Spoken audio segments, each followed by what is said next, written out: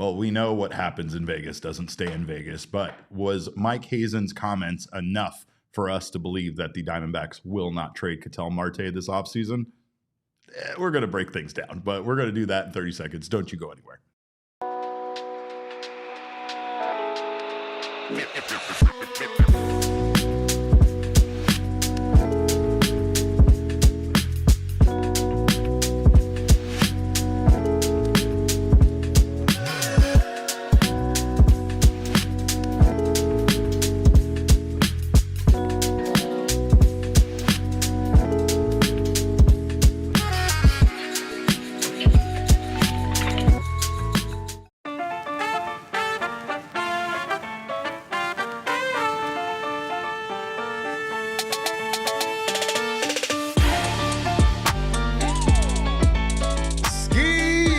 Welcome into another edition of the PHNX DBacks podcast, live from Studio K, presented by our friends at Circle K. It is I, your mayor of PHNX, occasionally known as Derek Montilla. Thrilled to have you guys here. Thrilled to be working with the hybrid two-headed monster of Shane Diefenbach and Noah, who is will be here later, but thrilled to have Shane here right now. And of course, this show is brought to you by our friends at Game Time. Go download that Game Time app, create an account, and use code PHNX for $20 off your first purchase on those already low ticket prices. Terms do apply. Shane, big bark to you today. There it is. We got some news happening out of Las Vegas in regards to the Arizona Diamondbacks, as well as taking a look at two veteran, which is a nicer way of saying older, pitchers that might help the Diamondbacks in 2026. We also have some scathing comments from Joe Maddon. But before we get to that, Shane, I did want to ask you, going to Las Vegas for work, thumbs up or thumbs down? I mean, I know you're a big thumbs up guy on this, but I'm talking about the actual, like, they're doing work while in Las Vegas, like the GMs are doing right now in the GM meetings. What do you mean? Like going to Las Vegas to actually No, I know. work. I don't care how you can work for 12 hours, and then you know what time it is. It's Las Vegas time. It's party time. It's party or time. as Noah would like to say, it's party time. Party time, yeah. It's the best. Yeah, well, I don't feel like the GMs are getting much partying in, but I don't also think they're getting much work done. This is like the preliminary hi, how you doing meetings in regards to what could happen this offseason, what trades could occur, what free agent signings could occur. Of course, all of this is dictated here by what's going on in Las Vegas, and it's the beginning of this whole thing. Mike Hazen did make some comments that we are very interested in here in regards to the Ketel Marte thing. But we'll,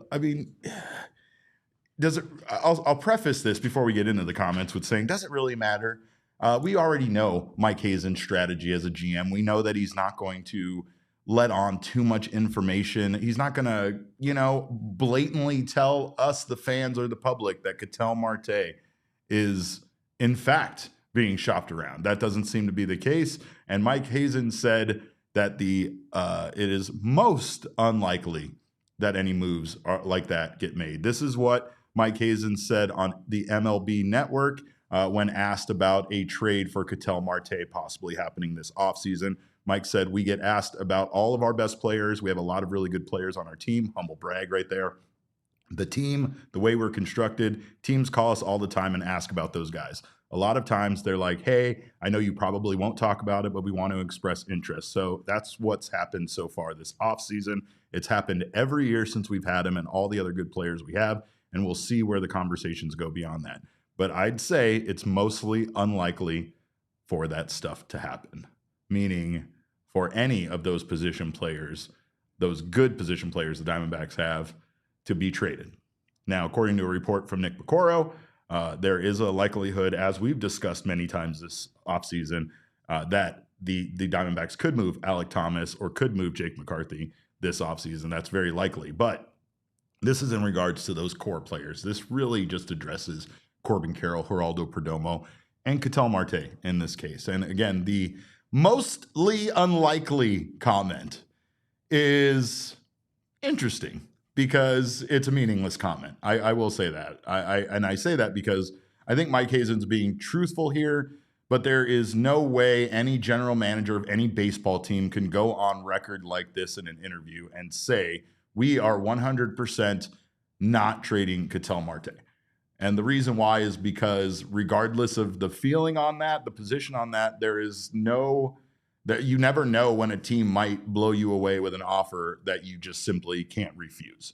Again, he acknowledged that as a top player, just like the other guys, that they get checked in on here by the GMs, right? And he noted that clubs have received calls on Marte, but emphasized that the deal or the team, quote, isn't viewing a deal of that magnitude as the likely path. So, but he also went on to say, and this is the truth of the matter, he didn't fully close the door by saying, I have to listen to what people say. And I think that explains the most likely portion of that. Like, yes, Ketel Marte is not getting traded. Yes, we have no intention to do so. However, in this weird world of sports, you have to balance that with still being open enough to listen to deals. You never know when another GM is going to honestly do something very stupid, right?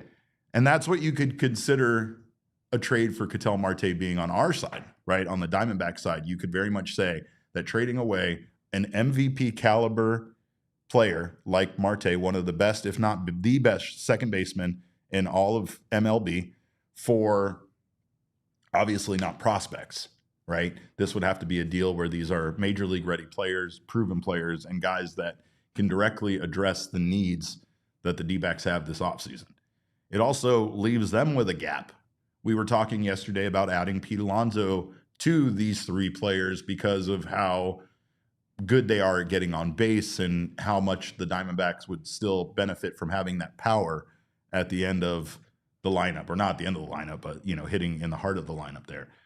Marte is kind of that for this team already. So if you trade Marte away, you're trading away a significant portion of the offense and that power that we have. It's not to say Corbin and Ketel or Corbin and Geraldo both don't have that pop in their bat as well. But again, the trio is a big reason why the Diamondbacks offense was so good this year.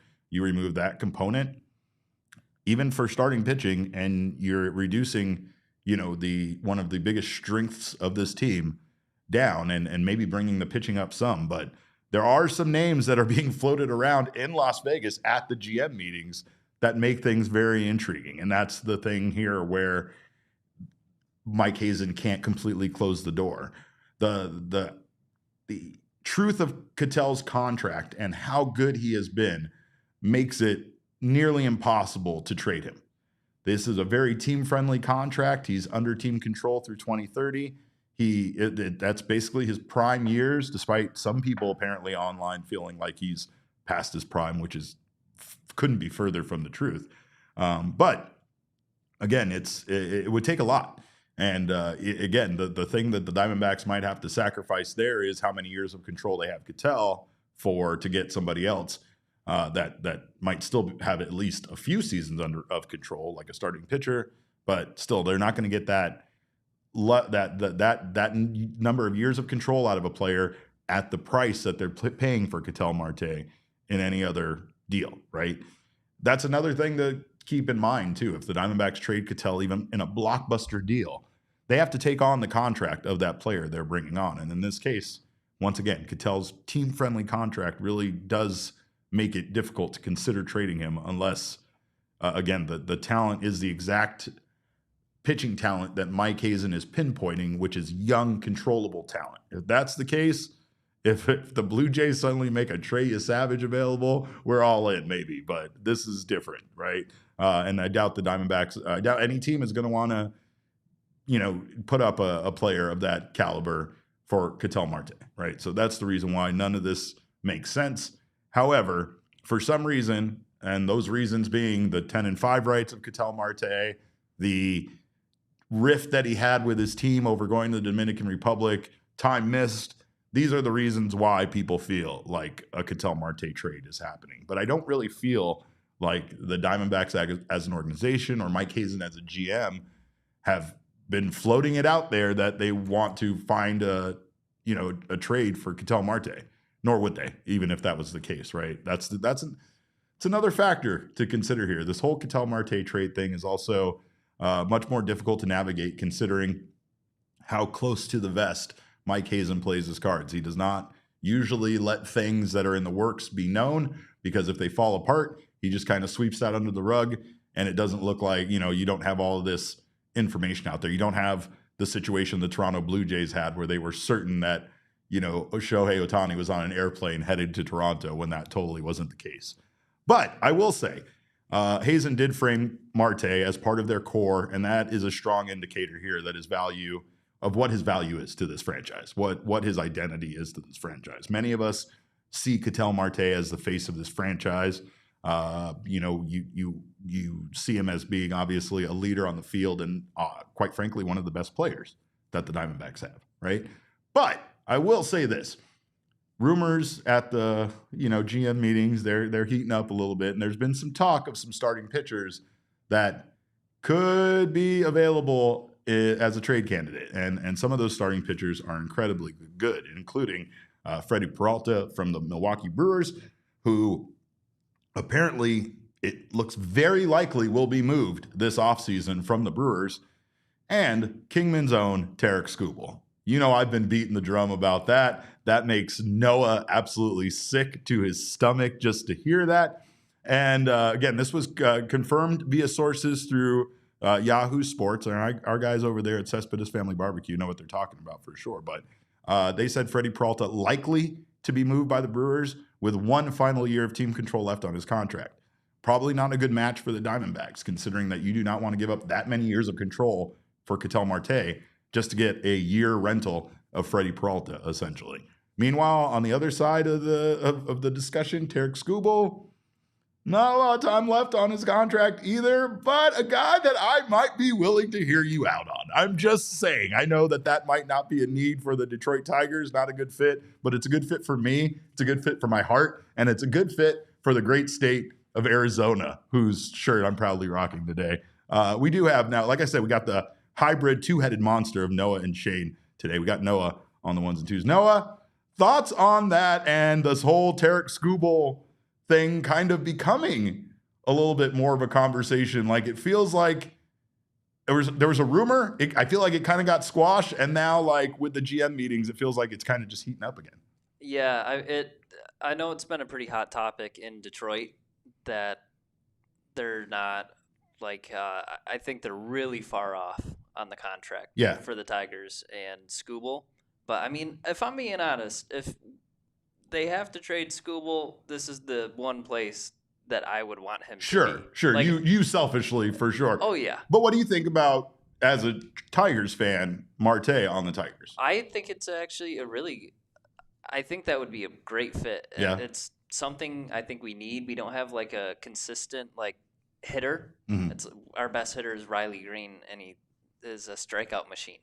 Mm-hmm. And he's like, he won a Silver Slugger, but, like, I watch a lot of Tigers baseball, and he swings the bat like a golf club. Yeah. And it's really frustrating. I think having Ketel Marte on that team would make fans extremely happy to be like, oh my God, finally somebody who can just get on base when you need him to do and get good at bats. I mean, that'd be huge. And it's but wild at because the price of Skubal, it could be like a Jared Goff, Matthew Stafford trade. Yeah. Honestly. Yeah, where it works out for both teams. It could work out for both teams. And again, you're right, though. The cost for Skubal entirely too high when that time comes. And as much as I'm sure the Tigers want to make him a Tiger forever, they're in that similar position of the Diamondbacks of spending too much on one player, no matter how good that player is, impacting their roster and being able to build around him, right? Like, again, a starting pitcher is probably one of the most important players you can go out and get, especially your ace. However, it's still a guy that only pitches once every 5 days, every 5 games, right? And like, that's the big problem with starting pitching is it costs you so much, but it's not an everyday regular player out there, which Ketel Marte, quite frankly, is. And again, I don't know if, even if to improve the rotation, but could you imagine a starting rotation with Tarik Skubal and Corbin Burns in it? I can't. I won't. I refuse to. Other news from the GM meetings, it appears that the Toronto Blue Jays are remaining very active, being very aggressive here in free agency and trade talks. One agent described the Blue Jays as, quote, hungry and, quote, acting like big boys. What's funny about that is I don't feel like the Blue Jays have never not been this. The Blue Jays have always been very aggressive. They've always made it known that they are in on the free agents and that they have money to spend. The problem is that they don't typically land the guys that they're going after. I mean, they do. That team is great. You know, we broke bread and drank maple syrup together. But they said that the Toronto is in on top end starting pitching, back end relievers, position players, and the incoming talent from Asia. So basically, one agent said they're in every market. Crazy, because it's very reminiscent to me of the Diamondbacks getting to the World Series and losing. You feel like you are so close that at that point, you're willing to open up the wallet and pay whatever you feel like you need to pay in order to get over that very last hump. And in this case, it's the Los Angeles Dodgers, right? So I'm not surprised that the Blue Jays are being very aggressive here, but I do think that bringing back Bo Bichette should probably be their top priority at this point.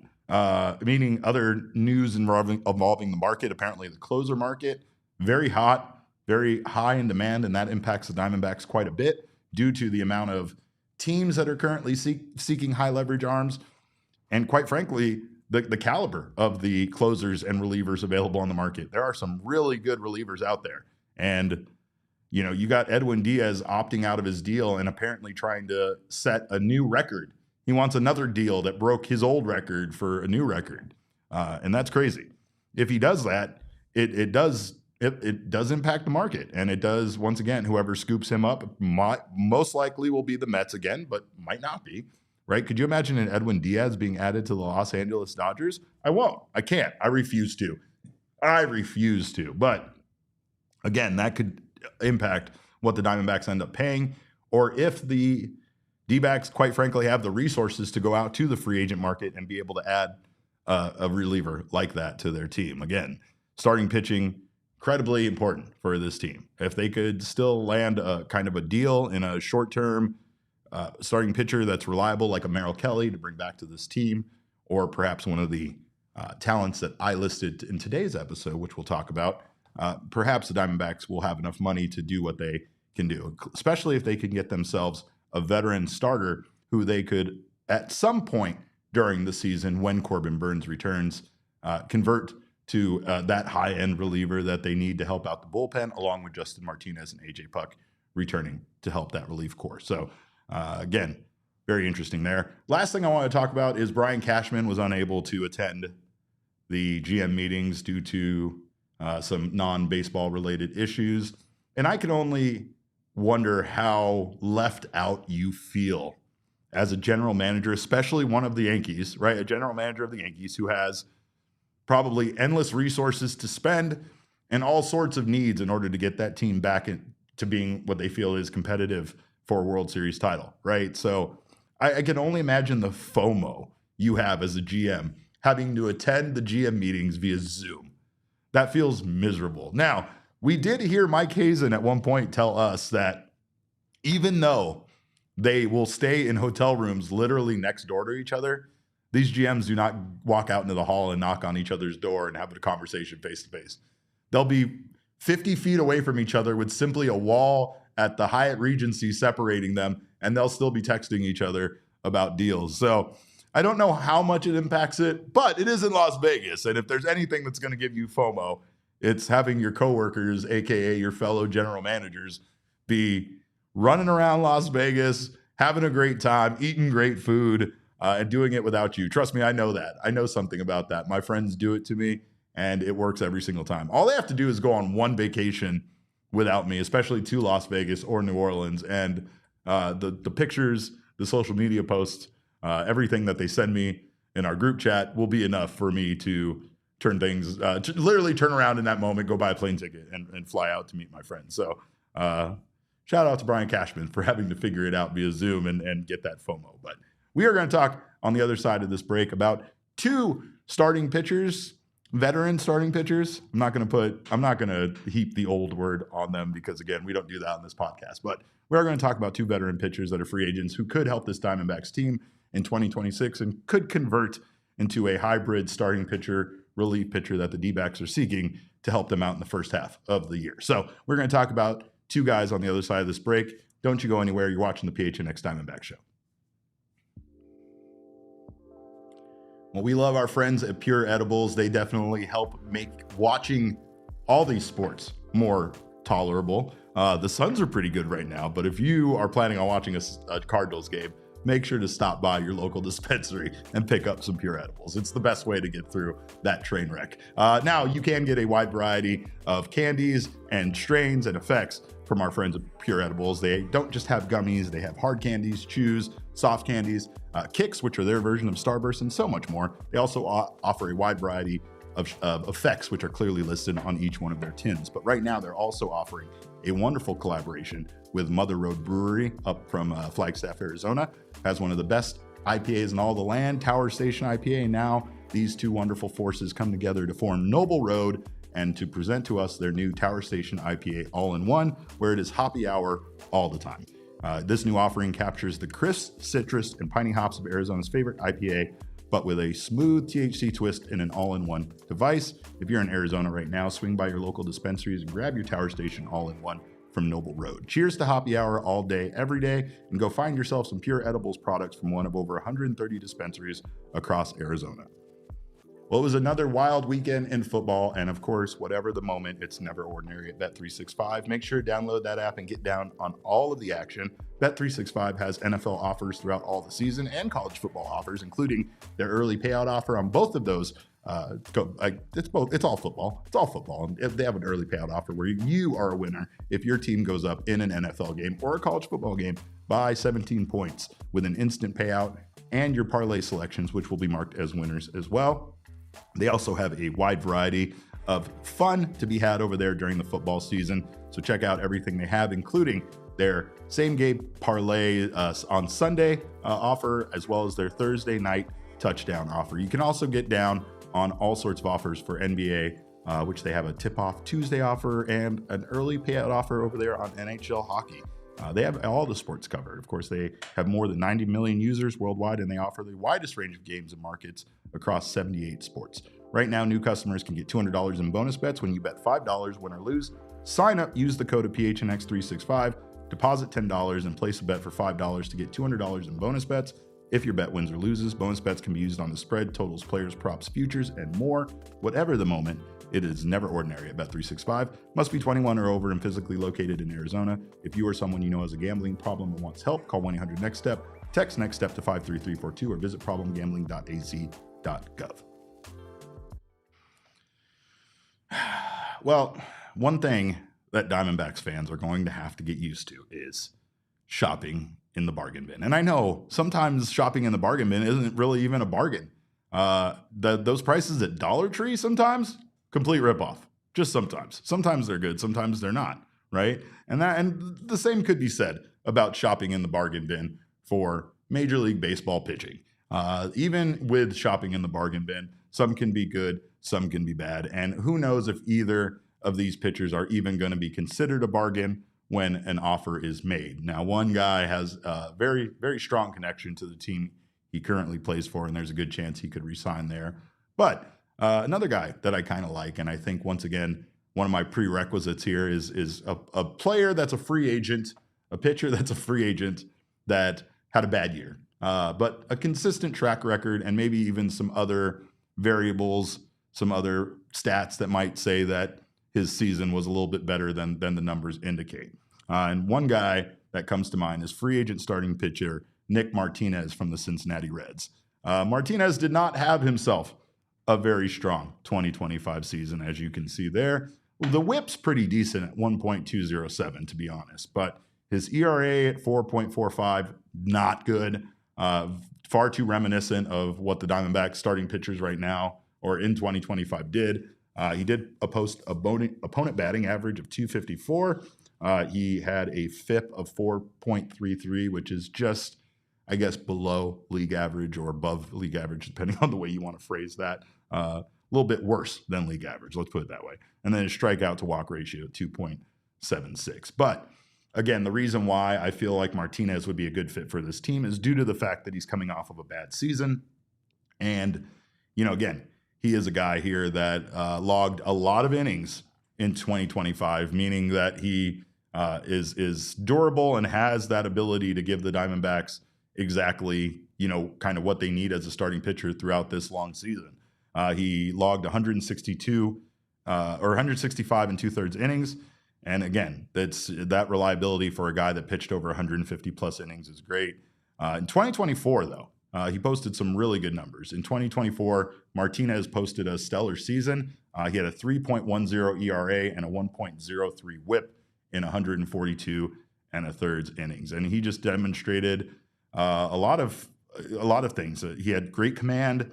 He limited hard contact, and he just became a very reliable arm in 2024. Now, again, that's 2024. 2025, as you see here, numbers aren't so great. But again, that's one of the things that the Diamondbacks and us as a fan base are going to probably have to deal with. We are most likely going to have to deal with a guy, with the Diamondbacks picking up a guy that doesn't necessarily wow you or excite you based on their numbers from last year.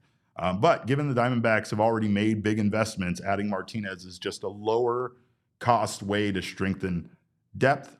And when you look at the numbers in his career, quite frankly, it makes you feel like 2025 was a little bit more of an outlier rather than being the norm. When you go back so far in his career, he has posted essentially a 4.16 career ERA. He had a number of years playing overseas in Japan from 2018 to 2021. Came back in 2022, posted a 3.47 ERA in 2022. In 2023, posted a 3.43 ERA. And in 2024, posted a 3.10 ERA. Now, will be his age 35 season. So another pitcher like Merrill Kelly, who went overseas, improved, came back here, was able to raise his stock, and now, quite frankly, could be looking at one of, if not the final contracts of his career. That seems very negative. I don't want to say that, but not a lot of time here, not a super lengthy contract expected. And again, that's something that the Diamondbacks are going to need. Plus, they need a little bit of a veteran presence right now. Not to say Eduardo Rodriguez isn't that, but it's not the worst thing to bring in a bridge piece that has that veteran experience. He has significant major league experience, and also, again, pitching overseas as well. I feel like that gives him experience that most major leaguers don't necessarily have. And again, given that success that he had in 2024, one could view his 2025 numbers as just a slight dip or a regression that he's going to bounce back from. But you feel like with proper support, especially a very, very good defensive team in the Diamondbacks, and that's what Mike Hazen is looking to build, and make this team's identity in 2026.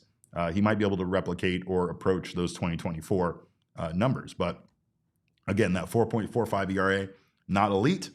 And again, his whip, at least at 1.21, kind of signals that it wasn't all terrible. But he does have the good but not great kind of vibe to him, right? And that's why that might not be a good fit. We do know that Mike Hazen, once again, as I said earlier in the show, basically said that they're looking for young, controllable pitching. And, I'm looking to drive an Aston Martin, right? Like, you can want a lot of things in life, right? I want food available in the downtown area that doesn't cost me $15 to $20 every single day for lunch. Do I get that? No, I don't. Because even when I do, I go someplace and I buy a beer with it and I tip and I'm $25 lighter after that. So there's a lot of things in life I want too, Mike. I don't know if we're all going to get them, but at 35 years old, again, not young. And of course, the older the age, you got the risk of decline, injury, less upside, obviously. But he does fit in to the Diamondbacks ballpark scheme and defense as far as his strengths are concerned. And the Diamondbacks really can't commit significant money for years and years and years to a pitcher at this point. There's a good chance that this team, if things don't work out, we could see at least some sort of significant tear it down and rebuild in 2027 and beyond. Don't know how far that's going to go, but that's a reason why when you start looking at some of these deals to be made, especially this offseason, there's a good chance that a 2-year deal is the most that the Diamondbacks are going to want to commit to outside of, again, somebody really blowing them away, somebody coming here and giving them the opportunity to sign them in the same way that Corbin Burnes did. I don't want to say Corbin Burnes gave the Diamondbacks a hometown discount, but you definitely feel like he probably could have gotten 50 million plus more somewhere else. And he wasn't coming to the Diamondbacks because they were knocking his door down. He came to the Diamondbacks because he and his family very much wanted to come and live in the Valley and be a part of this franchise. The Diamondbacks are blessed to have Corbin Burnes and to have signed him to what they did. But they can't squander this time with him away, even though he got injured. They have to do something here. And again, that's why I feel like looking at a starting pitcher like Nick Martinez could add depth. He could be a guy that's a part of the starting rotation and just shines here for the entire season.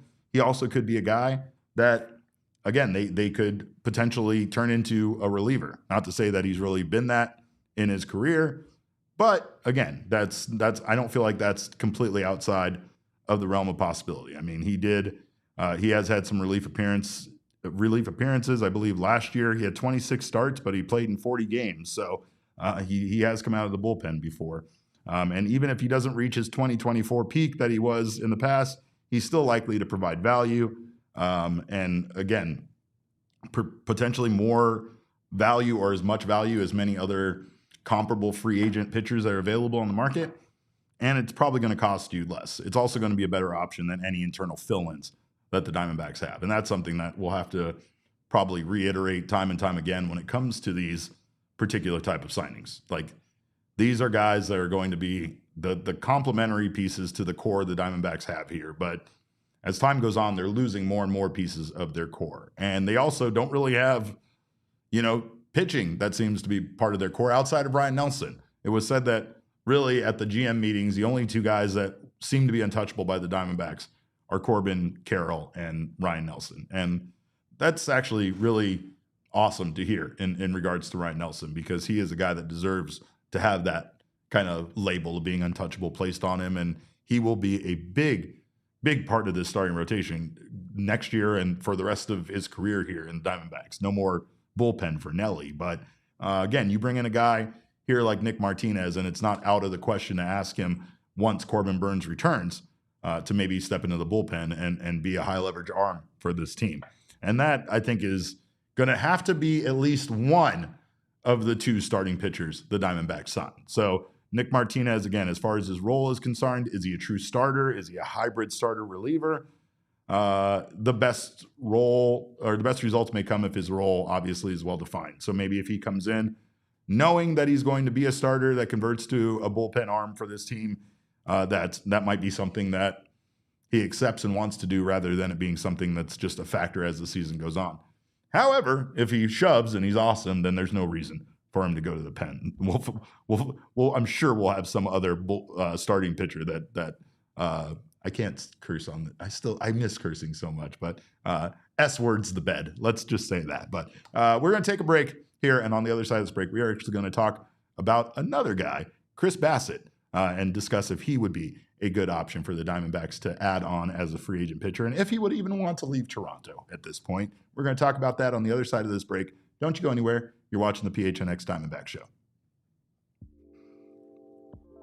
Well, 'tis the season for over $80 million in prizes over at Arizona Lottery. And let's be honest, I am a good gift giver. I don't want to brag, but I'm one of the best gift givers I know, right? I buy well thought out gifts. I buy them months in advance. I make sure that they are even wrapped in cute, adorable wrapping paper or bags that look very much like the thing I'm bringing the person.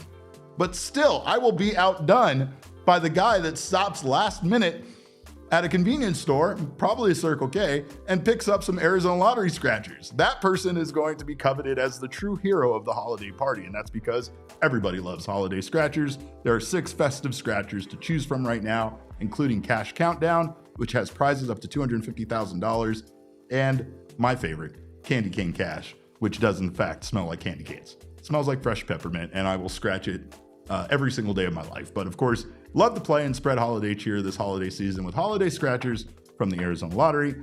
Play and gift today. Must be 21 or over to play. And Rally House, of course, is your go-to spot to shop for all of your favorite local Arizona sports team gear. If you want to get some amazing gear like you see me wear every day on this show, Rally House is your spot to do that. They have shop locations in Tempe, Mesa, and Glendale right now. And if you haven't checked out their full supply, they got you covered. Hats, shirts, jerseys, doesn't matter. Matching socks like I wear? Absolutely, sir. They also have drinkware, signage, coolers, everything you need for your party, everything you need for your tailgate. Plus, they'll get you fitted for game day. Every time you visit Rally House, you're guaranteed to find something new, unique, and that matches your game day vibe. And once again, they only carry Arizona sports teams, so we do not have to put up with seeing a Dodgers World Series hoodie right there in the front of the store when you walk in, like I had to yesterday at the sports store I went to. Anyway, find your local Rally House location and shop their entire product and assortment online at rallyhouse.com today. All right, well, we're not done looking at free agents, and we know it's free agent season, but we have plenty of time, right? We could have gotten to this earlier. Derek, why didn't you do free agents before free agent season was here? It's because I know MLB. I know MLB. This is why it sucks. Free agent season starts. We're all pumped for it. We're like, yeah, 5 days after the end of the World Series, free agents can sign with a new team. Crickets. Nothing.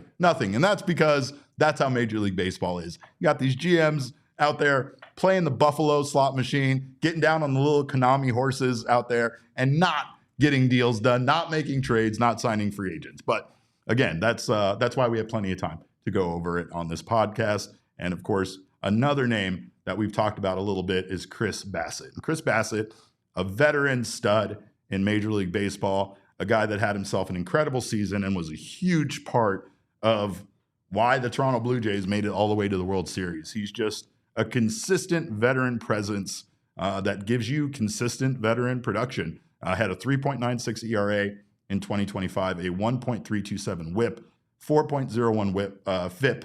Couldn't be like league average, couldn't be more league average, which is fine with me. 2.61 opponent batting average and a 3.19 strikeout per walk ratio. And again, started a lot of games for the Toronto Blue Jays this year. 31 games started. Is a starting pitcher. I don't want to confuse that. But I will say that he became a huge weapon for the Toronto Blue Jays out of the bullpen in the postseason. And for that reason, I couldn't help but covet him. While we watch this Blue Jays team go on and have Bassitt come out and post those numbers that he posted over the postseason or over the playoffs, it just looked really good and enticed me to think about, once again, him as a hybrid option.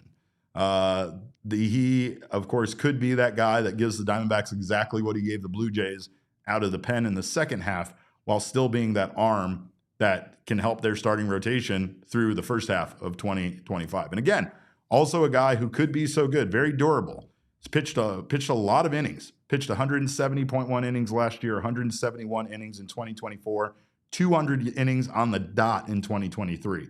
So he has been durable. I mean, again, 170.1 innings last season was the least he's pitched since 2021 when he was with Oakland. Rest in peace, Oakland.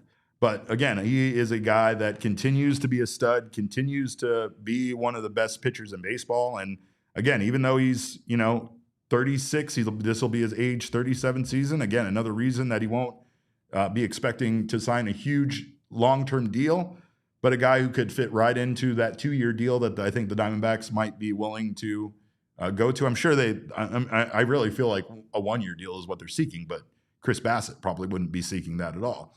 I also think that it's unlikely that he leaves Toronto, considering how good that situation has been for both of them. I don't see a reason, but again, he is entering his 37th season. With age, as my back can tell you, comes a risk of decline, injuries, and regression. All of those things have happened to my lower back and my sciatica. So the Diamondbacks, obviously, we need to consider this, but they're going to consider it anyway because that's not something that can allow them or prevent them from signing a pitcher at this point. But again, I will say that injury is something that probably is going to be in Mike Hazen's head.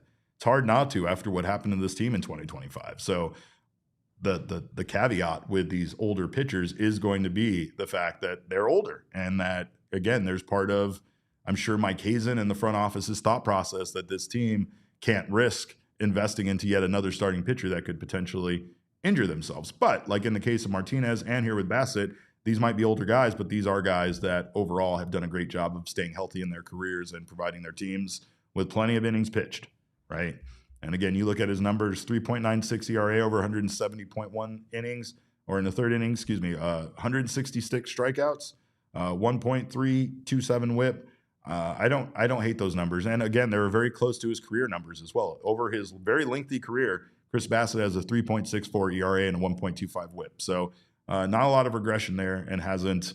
But again, Ryan says most likely he wouldn't leave. And I agree with that. I 100% agree that when you're in a situation like that, even as a free agent, you feel like you want to run it back. You feel like you were a part of that team that got so close to winning the World Series. So there is definitely motivation on your part to stay there in Toronto and help the Blue Jays get the job done. And I feel like the organization might have that similar mindset. However, as we discussed here early in the show, Toronto is being very aggressive, according to reports in Las Vegas from the GM meetings, about not only going after trades, but going after free agents.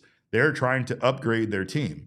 And there's a good chance that with Bassitt being a free agent, that they don't bring him back, right? And that the Blue Jays move on to try to bring in a different high leverage arm or a different, starter, obviously, that they feel upgrades their rotation.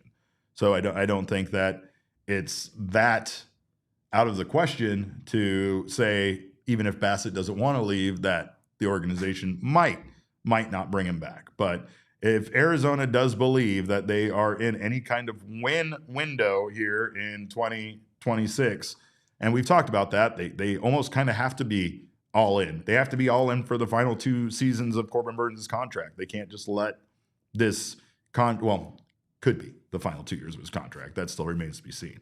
But they can't really just let this time pass by being a mediocre team that kind of squanders the final high-performing years of Corbin Burns' career. Plus, that's not going to make him want to stay here at all. But, again, if they do believe that Bassitt is a viable piece to anchor a third or fourth starter role in their rotation, right? Plus, his veteran status means that there's less risk of the unproven starter explosion that you could get from a younger player that you try to get from another team.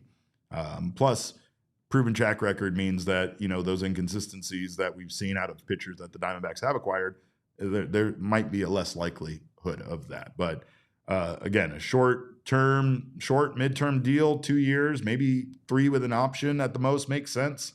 Limit long-term risk. It gives the team flexibility and matches Bassitt's likely peak remaining years, most likely overall, right? So a deal there does kind of make sense a little bit. But again, it's difficult to say if Chris Bassitt leaves that situation that he's in. And again, if the Diamondbacks really want to sign someone that most likely will cost you what a starter will cost you, that you're eventually going to convert into a reliever later on in the season. But I don't know. I mean, I know it was just the playoffs. I know it's the postseason. I know in that case, you kind of pull out all the stops and do whatever. I still feel like both of these guys have shown that they are willing to come out of the pen. So, again, that hybrid starter / reliever role might be the exact thing the Diamondbacks are looking for, even if it's not one of these two guys. But again, they have so much to fix with this team that you gotta start pitching. You gotta start with pitching. You gotta start with your absolute needs, and starting pitching is an absolute need for this team. It's not a maybe, it's not a, well, we can get by with what we have. They literally can't. They can get by with the position players they have. They can get by without another first baseman or another outfielder. They can get by without adding to their bullpen, quite frankly. I know it sucks. I know it's an awful situation, but they can get by with all of that. They cannot get by without a starting pitcher. So, until the starting pitcher situation is figured out by Mike Hazen in the front office, this team is still going to have work to do, either through trades or through free agency. We do thank you guys, of course. Love you guys for being here. Saw a bunch of you supporters club members here. You guys are just the best. Not to say that the rest of you are worse in any way, but yes, that's what I'm saying. No, I'm kidding. But I do love you guys. I love all of you. Thank you all for being here. Of course, if you're a supporters club member, thank you so much for supporting us. It does mean the world to us. If you're not, of course, sign up. If you've ever sent a super chat to us, of course, that's going to be what it costs you per month. $5 to become one of our supporters. It gets you access to a badge next to your name that updates with time based on how long you've been a supporter, a literal badge of honor. And then you can also get access to those custom emojis that change all the time. We started with 4, and now look at how many we got. So proud of us. So again, also access to exclusive content, including behind-the-scenes vlogs, experimental stuff, me putting googly eyes everywhere in this office, and so much more. Think of it as a fun way, obviously, to support PHNX. And it's not a paywall. It's not essential content. But we do want to make sure we give you guys that are Supporters Club more, because we thank you so much for doing that. Jason Armstrong throwing the Phoenix up. Yes, I googly-eyed Phoenix. In fact, there was a googly-eye fight over the big Phoenix in our office. We have a large fat head of Phoenix in our lobby there, and which I saved, by the way. I was the one that rescued him from our old office. I was the one that took the time and the care to peel him off the wall without tearing him, transport him on a piece of cardboard over here from one building in downtown Phoenix to the other, put him up on the wall, and make sure he looks great. Make sure all the bubbles were ironed out. Make sure all the little rips that happened when I took him down off the wall couldn't be seen.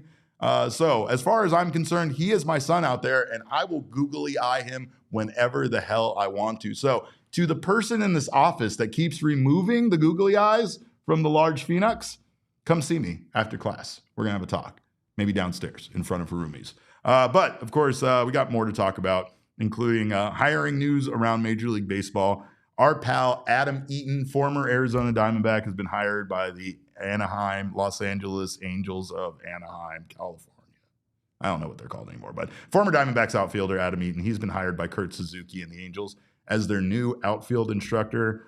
Again, nothing that makes me feel older in my time of covering baseball than a player who came along and was a new player.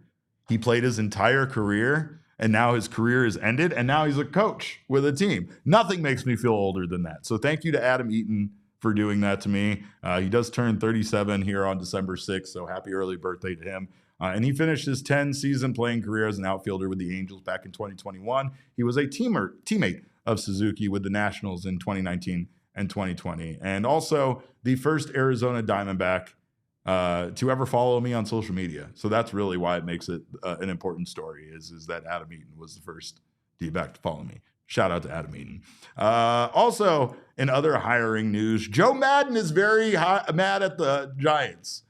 Former manager Joe Maddon insulted, quote unquote, by the Giants hiring Tony Vitello, a collegiate coach that had never served time in Major League Baseball, never was a manager in Major League Baseball, did not have any Major League experience. And Joe Maddon is mad about that exact thing. In fact, he went on to say, quote, "Quite frankly, I'm using the word insulting only from the perspective that you don't have to have any kind of experience on a professional level to do this job anymore."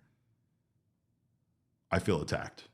Just a little bit. That feels like it's coming at me just a little bit. So that's what Maddon said. He said, because when I was coming up, you had to have all that. You had to go through the minor leagues. You had to ride your buses. I was a scout. I started in 1981. I finally get a managerial job in 2006. There was a rite of passage, a method to get to that point. So to think somebody can just do what took you 20 some years to be considered qualified to, it's kind of insulting. Now, I'm going to say this. Like, this was kind of shocking to me from Joe Maddon, because overall I feel like he's always been kind of a respectful person, and I feel like this was a little disrespectful. He did go on to compliment Tony Vitello, and he did go on to say that he thinks he's going to do a great job. So this was no attack on Tony being hired or anything. It's just more an attack on what's happening across sports. And you can't just say even just Major League Baseball, right? Across sports, you're seeing 30-year-old GMs and 30-year-old coaches and guys who are literally in charge of players that might be older than them. And I think that the old guard, the old ways of professional sports, they hate that. They can't stand that. And quite frankly, I'll say that there is something to be said about that. You know, and it's not to say that there are not brilliant minds of any age that understand sports and understand schemes and understand lineups and understand, everything depending on what sport you're talking about, right? But it doesn't mean that they might have the experience to actually be qualified for a job like a manager in baseball, and I get it. The reason why I get it is because I think this was exactly what we saw this season from the Arizona Diamondbacks with members of their coaching staff. Brian Kaplan and Sean Larkin were both brought in with minimal to no experience. I mean, in fact, I don't believe either coach had any experience doing the job that they were hired to come in here to do. I could be wrong about that. I don't have their resumes memorized, but I do know that obviously Brian Kaplan wasn't even involved in baseball at one point. He was just involved in like training in general, and he was involved in like fitness centers and stuff. I know that he was complimented and came, very highly recommended from the Phillies organization. And I don't disagree that, Brian Kaplan doesn't have the intelligence and everything it takes, to be a major league pitching coach. But one thing he doesn't have is the experience. Same thing was said about Sean Larkin. And, this season, again, there'll never be a way for us to quantify the impact that both of these coaches had on the Diamondbacks' successes and failures this season, right? Sean Larkin, obviously, it was bad enough to replace him mid-season, and then the Diamondbacks still went out and bring in J.R. House, a man that they feel like he's even more experienced and is even better fit for the role of third base coach than their previous replacement in Tim Bogart. But here with Brian Kaplan will remain, the Diamondbacks pitching coach for 2026. And it's not to say that he should be fired. It's not to say that the injuries, especially the injuries or the performance is on Brian Kaplan this year. However, it's this idea that anybody can suddenly step into a major league coaching role and do it without having those years and years of experience. Couldn't have been a starker contrast between Brent Strom being here and then bringing in Brian Kaplan, especially considering that most of the guys on this pitching staff were here for both of those seasons, right? Like, I can only imagine how different the philosophies were from 2024 to 2025 for pitchers like Erod and Ryan Nelson and Brandon Pfaadt, right? Now, I will say that, again, Joe Maddon went on to walk back some of this and make it not sound quite as angry in the same interview. However, I don't think, even though that he is saying this, that he's and again sounds very disrespectful. I don't think that he's wrong. I think that we are getting to a point where the one thing that a coach has is experience. And a coach, especially a manager of a baseball team, needs to be able to draw from that experience in order to make decisions in an instant. Instead, what we're hearing across Major League Baseball is the involvement of the front office and higher ups and executives more and more.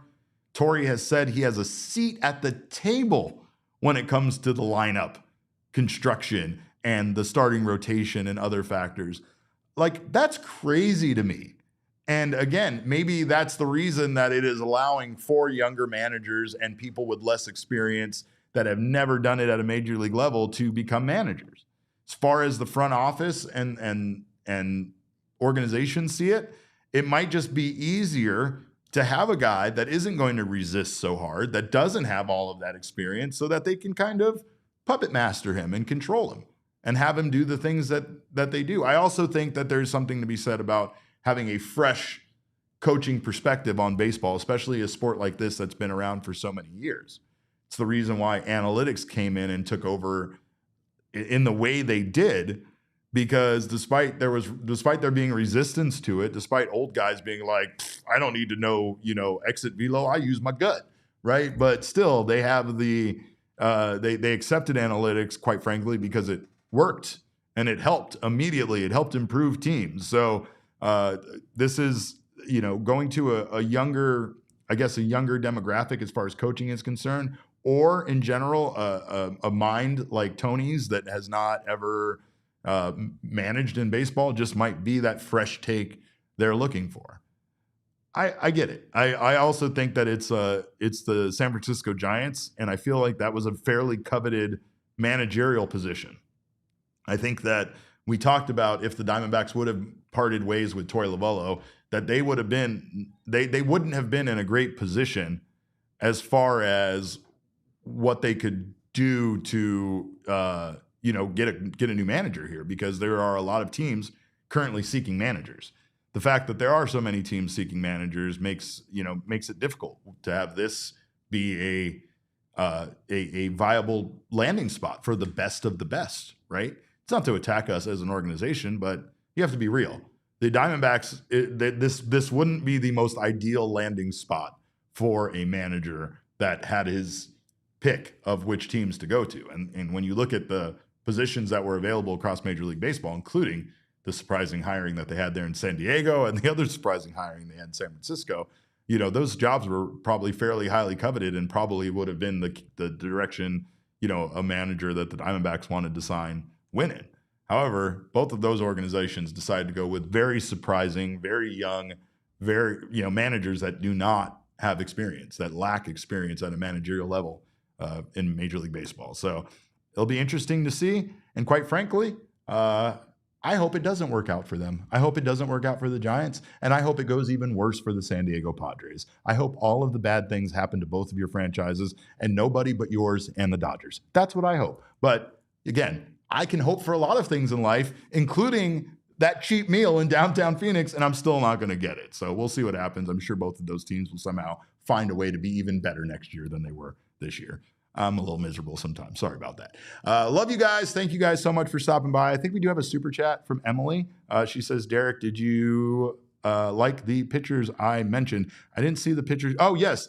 She says Jose Quintana, I believe. And she also said Merrill Kelly. I love that. I love that. And you also said Zach Gallen. I think you're giving us way too many pictures there, Emily. We only need 2 and more like 1.5. But love you. Appreciate you that. And also for Emily specifically, Damon and I will be ranking the Diamondbacks jerseys, all of them, this Friday. So make sure to stop by for our special jersey ranking episode only for Emily. And then on top of that, I'm going to somehow figure out how to update that article for you with what we decide. So that's coming on Friday. But more importantly, tomorrow, we are going to have Arizona Diamondbacks #1 overall prospect, Ryan Waldschmidt, on the show. Can't wait to talk to Waldschmidt about, why he chose baseball, coming back from that torn ACL, and so much more. So very excited for that. Hope you guys stop by for that. We will be live again tomorrow at 12 p.m. noon, so make sure to join us then. Until then, you can follow us on Twitter. I am at @cap_caveman with a K.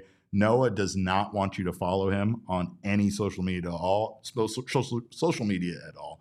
He refuses to give out his handle, and quite frankly, he's an enigma, so I can't explain it. He just disappears sometimes and never comes back. Our show is at PHNX_DBacks, but as always, all roads lead to @PHNX_sports on Twitter, Instagram, and Facebook. And again, we thank you guys so much for stopping by. We will have more tomorrow. If you are a diehard member, by the way, make sure to stop by in the Discord. Drop us any questions you have for Ryan Waldschmidt. We'll make sure to ask those as well. But we will also be keeping our eyes, obviously, on the GM meetings in Las Vegas. We don't expect anything to happen at all because, again, baseball. But we'll keep our eyes on it, and especially if one Mike Hazen should make any more comments that are scintillating, we will bring those to you. Most likely, though, remember, I should wait for the remember kids, but I'm not going to wait for it. I'm just going to tell you right now, most likely means nothing. As much as we want to put any stock into that thing he said, remember, it really means nothing. That's what I want you to take away most from this show. So we'll be back again tomorrow at 12 p.m. Again, thank you guys so much for your time. I hope you all have a wonderful evening. Behave yourselves, Emily, mostly, and Ryan. As always, remember, kids, baseball is fun. It's so much more fun when we finally stop talking about trading Ketel Marte. We all silly like the mayor.